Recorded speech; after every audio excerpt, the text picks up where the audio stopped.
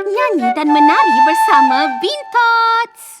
Hai kawan-kawan, hari ini jom kita berseronok dan bergembira bersama saya, Joy. Kawan-kawan, bahagian badan apa yang kamu paling suka? Joy suka mulut Joy. Kenapa?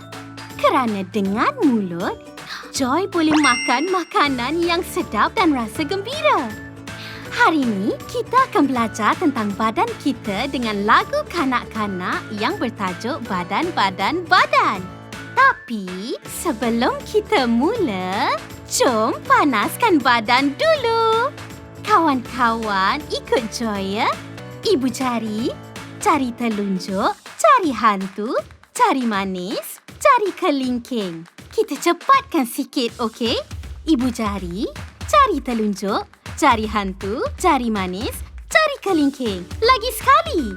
Ibu jari, jari telunjuk, jari hantu, jari manis, jari kelingking. Wah, kawan-kawan, bagus sekali. Boleh ikut kalau kita cepatkan sikit ke tak?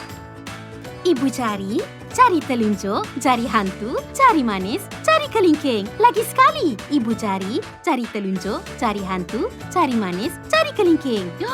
Bagus sekali kawan-kawan. Bagus. Dah pun panaskan badan, jom nyanyi dan menari bersama Joy. Jom, jom, jom. Nyanyi dan menari bersama Bintots.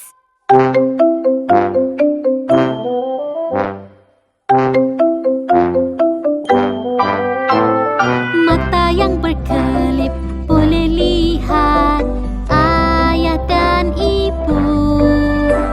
Hidung yang menghidu boleh menghidu bau dan bernafas.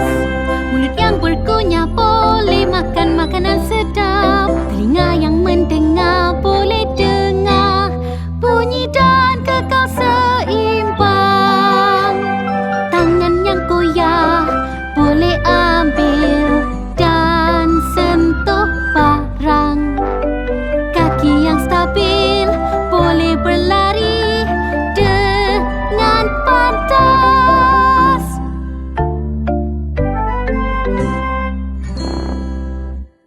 Bagus sekali. Aha!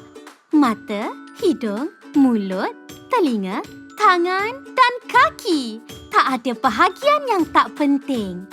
Tapi Joy masih paling suka mulut kerana Joy tak boleh tak makan makanan sedap. Kawan-kawan, lagu hari ini seronok tak? Seronok? Joy pun seronok dapat nyanyi dan menari dengan kamu semua. Joy akan kembali lain kali dengan lagu dan tarian yang lebih seronok. Jumpa lagi. Bye!